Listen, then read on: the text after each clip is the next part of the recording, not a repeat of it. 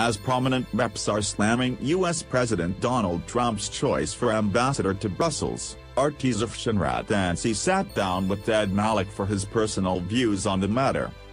RT's Going Underground host Afshin Rattansi spoke to Trump's pick for ambassador to the EU, Ted Malloch, former deputy chief of UN Economic Commission for Europe, and professor at Henley Business School in the UK. RT, the EU Parliament is somehow trying to veto your appointment as the next ambassador to the European Union. What is your reaction? Ted Malloch, they must not have got the notice that Donald Trump won the American election.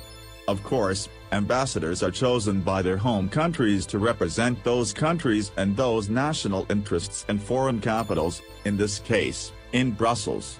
RT, is it symptomatic of the fact that European politicians don't really understand their power relations with Washington? Trademark, I think there is some sense of that. But there is also an inkling, particularly in some leftist political circles in Europe, to wish Trump away or to think that in 4 years they might have Obama back, or basically to call me things like malevolent, which actually requires a theory of good and evil, which they don't have. RT, how out of touch are elites continuing to be in European capitals and the MSM when it comes to Trump?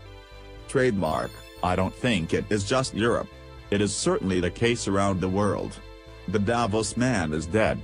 We had the Davos World Economic Forum the other week, and of course they had a lot of has-beens there.